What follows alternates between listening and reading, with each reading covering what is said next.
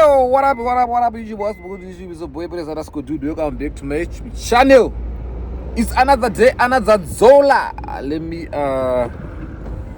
quiz at the window, Nyana. You understand? So yeah, guys, as you can see, let me put the seatbelt.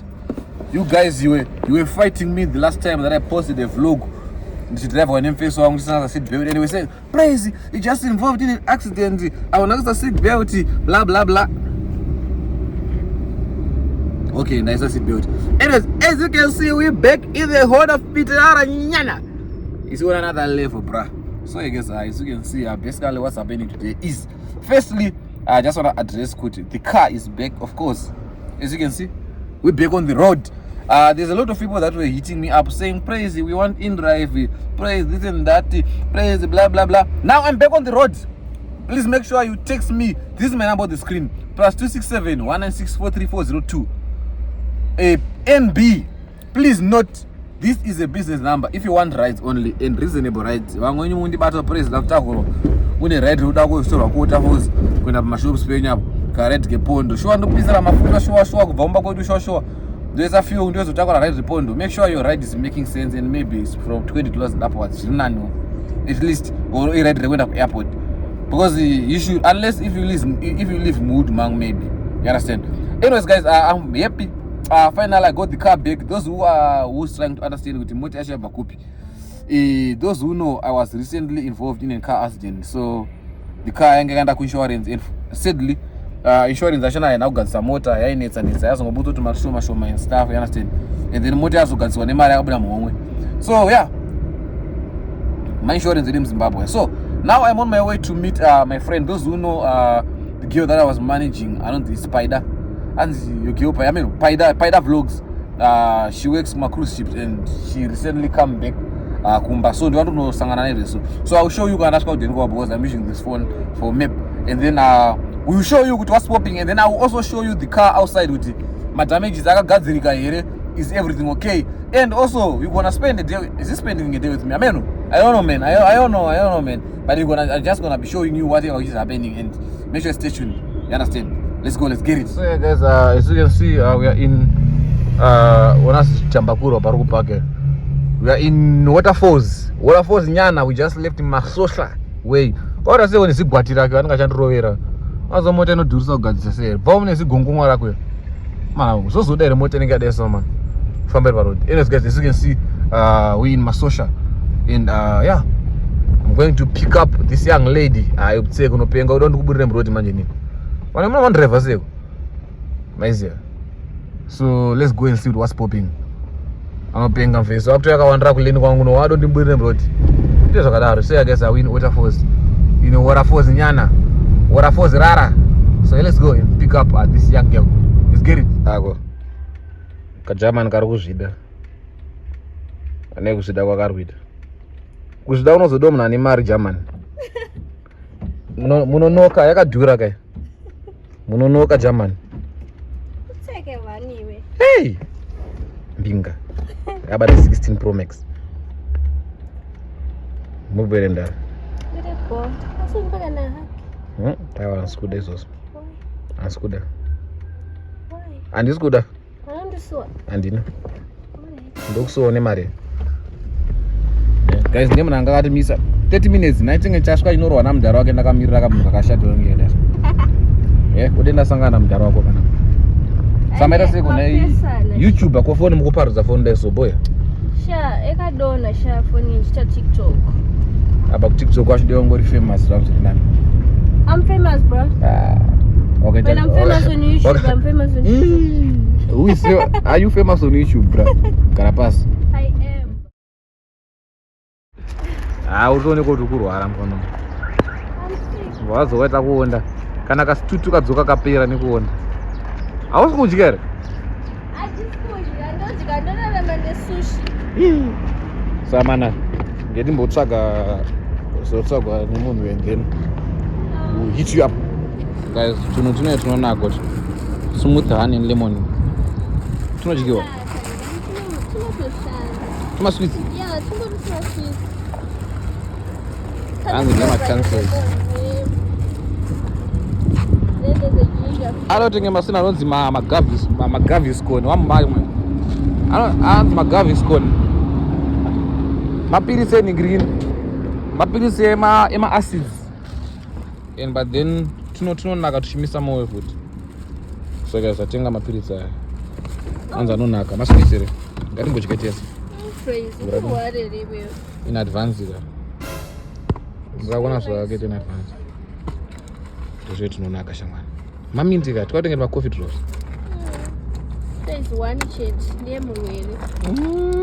ndongoita nhafu apo atanzes ndakutorwara uno wabuda uchiglowa mukamera mangu apo wabvoitenga wakanaka usina saka mana tambotsvaga fooders tambotsvaga chikafu asi ndakasviba chamana nomonongereso kapaida unombonigerezawo aiwa suda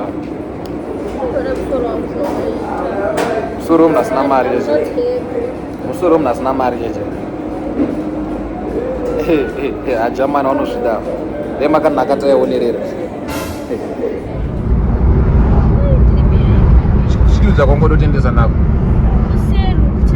aiwa vasi kuziva tusabablas ndavainza kunonzi kuti tusabablas date tusabi date it's giving kapa but aizosvika pakapa zvo nevakazoisa mablue boards nevakazoisa maboards employ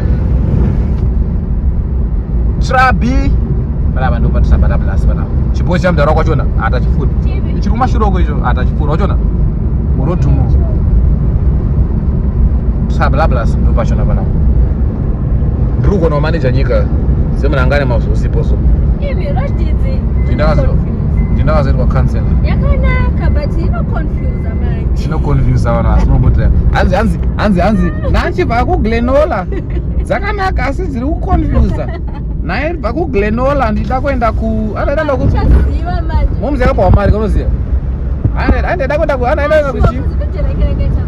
hanzi kubva kuglenola ndokarozirepete pachallenge kapanapo avakabhoitwa accident musoro shamwari pazasi pachona pa vakatodemejeka vakatodemejeka shamwari ito thank you mofu mofu ito thank you mofu good boy so mana ndakunosiya this young man kuba kwawo and then I was the driver of the day guys vanoda kubhuka matrips avo kuti ndivadrive vanondibata panamba dzangu only if you don't want your life then you can book bra what do you mean this guy drives like we have second life yo chikwere changu unofanira kudrive unge munhu akutofa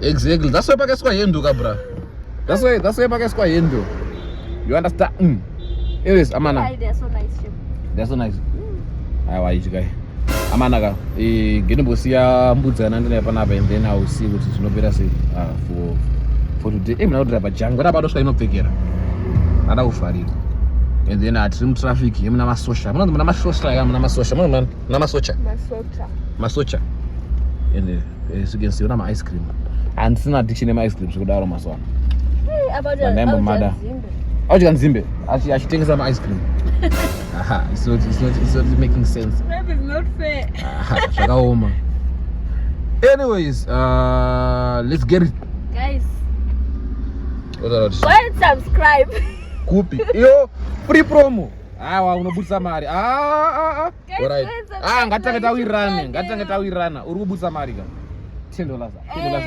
$10 okay 10 mari $10 10 USD no 5 make it 5 10 just round off the nearest figure please go and subscribe to my YouTube channel at Pider Vlogs. I post lit content kuneva ndashanda maship wewe ndibate ndibata by YouTube. You're gonna see a lot of content and all your questions, all your answers are on my YouTube.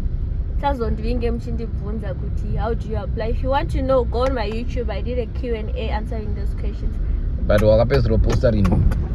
when last did you post? When last did you post? Pan a time because I was at work. But now I'm gonna try to be what?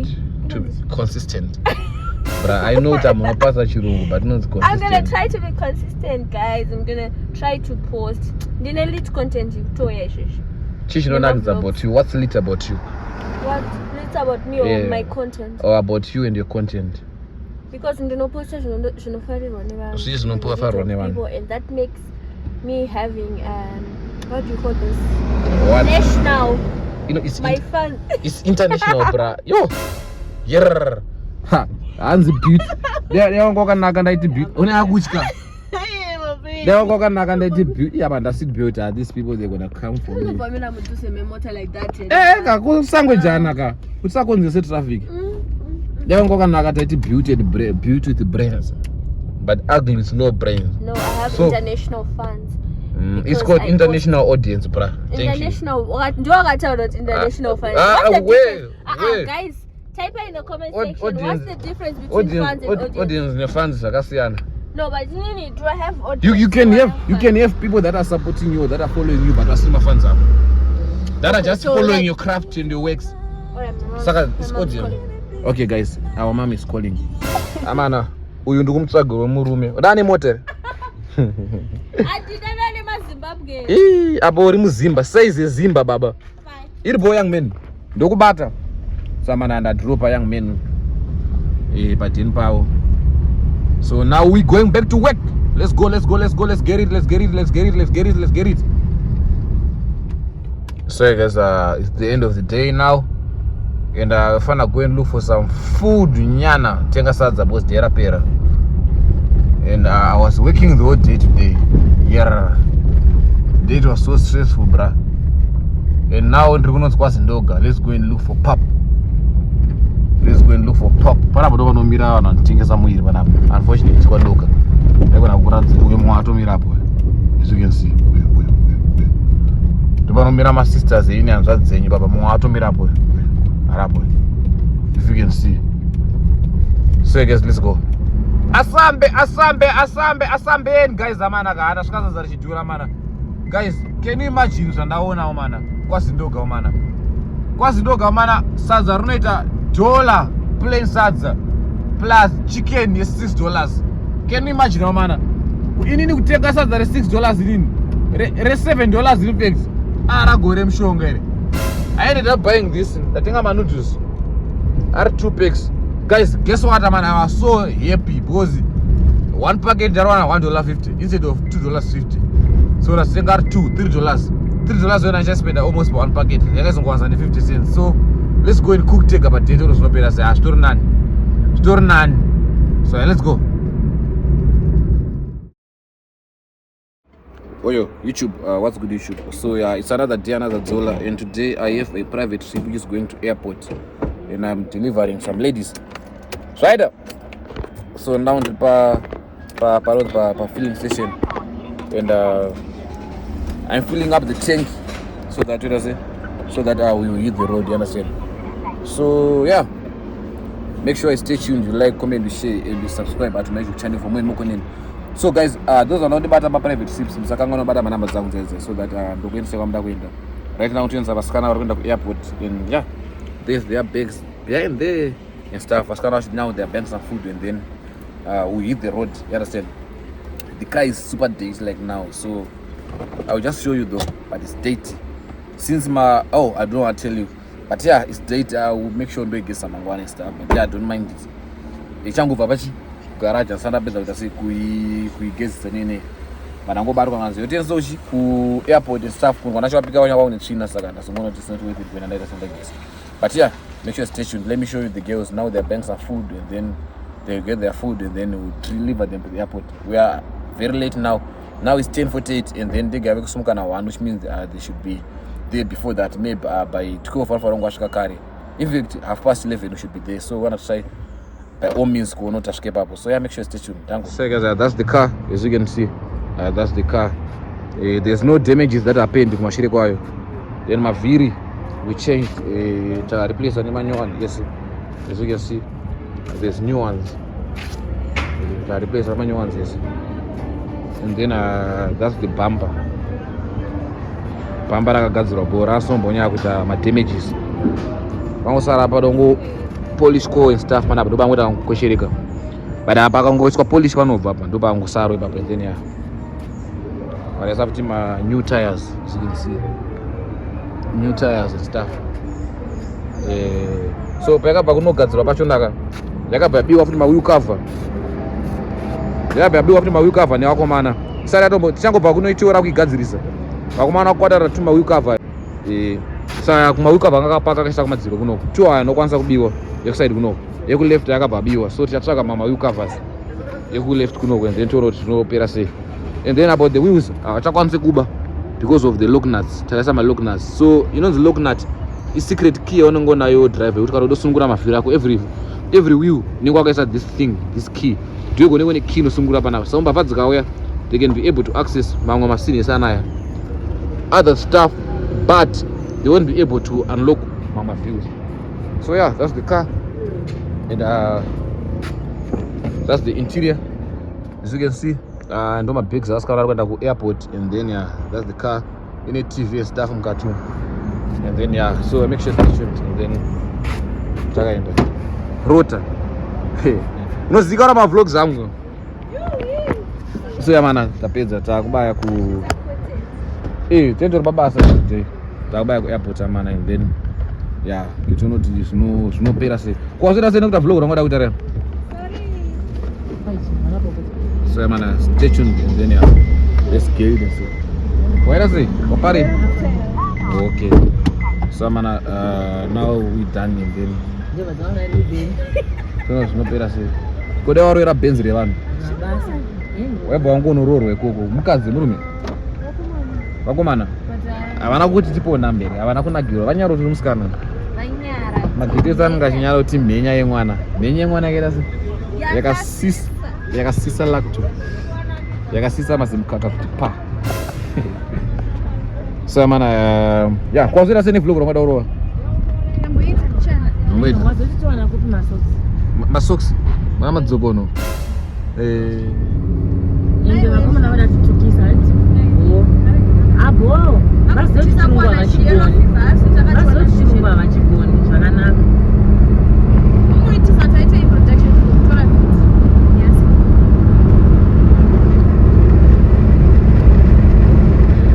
Akonfa ndo yakakosha. Ngento promota ka YouTube. Amana YouTube new YouTuber in the building. Manje yani zile chani yako. Azela ni zita. You know this. I'm picking that your Royal Slaughter. Yebo. Amana new YouTuber in the building. Munhu ngotsuka. Amana maskara tsukungu. Kungotsuka akuenda pakamera boys. But still amana. Ncheza channel yake baskina up and then munenda sei. Muno subscribe. Makampo makaendo 10 subscribers zili nafa hadzipedzi. Uda mangani? 1K. Amana ngani mbompa 100 yokutanga. 100 first 100. First 100 anoona. Unooni kuone kuziya. First 100 yokutanga. Samana tasvika pa airport amana. Saka ngano bata ma private ships. I'm the best chauffeur. The best Uber driver in Zimbabwe. The best. Wauzi. The best Uber driver in town. Ndotengera vanhu chikafu. Ndovaendesa kumasaji. Takwenda kumasaji. Aiwa. For the flight. But achikafu ndikunyepa mana. Vanozondinetsa vana. Chikafu handiti. Anozoneswa but amana yatasvika pa Robert Mugabe. Aminotinda wechirunzi Robert Mugabe. Inofanira kana kunzi ED Mnangagwa International Airport. Because why chiri needs to former president. But anyways, yeah. So road ukazonzoita manyoka kana the ambulance is waiting for you down there. Yipi? Yo, vanhu vakutozosiwa nemota dzavo. Dzimwe ndedzekuma hotels nene mama hotels vano offer transport kana makuenda kuNigreen. Kana makuenda ku Human Capital inenge hotel kana Sano vachikuoffer transport kana vakuenda ku airport. So amana ndowana nandi nava vari single vanhu vari kutsvaga varume vane mota. Ndikunye vari kutsvaga varume vane mota. Saka ndo amana amofamba bo ndo mabags ava. Saka rota chane yako tavaudza vanhu. So avapo. So guys, I just dropped my clients here at the airport.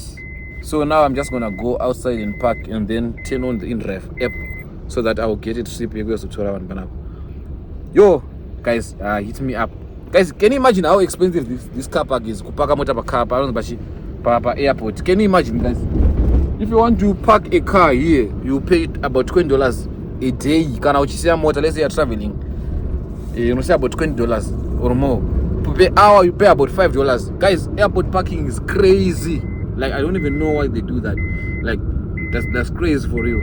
Anyways guys, I just want to thank you for watching the video till the end. Make sure you like, comment, you share, and you subscribe to my YouTube channel for more and more content, you understand? So right about now we're going back takuno paka pants so that I will wait for some trips. I know request or airport munom, you understand? And yeah, guys, I love you so much. I just want to thank you for the love and support that you guys are showing me.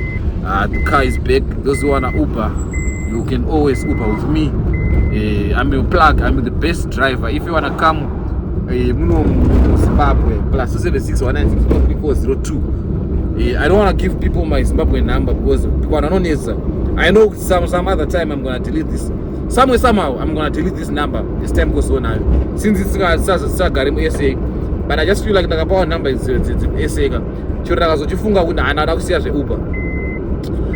Andizorambi ndichineswa pa number dzangu dzemuZimbabwe, you understand? So number idzodzo is available ku WhatsApp, ziripo ku WhatsApp number idzodzo. Handishaike ku WhatsApp azvite, it's always available, you understand? So yeah, now let's go and park there, and then we'll see what's popping, man, and what's happening. Let's park there. But anyways guys, the car is back. We in the game now. Just make sure wherever you're traveling, you're safe and you're not causing any inconveniences. Road, make sure that you next park are safe.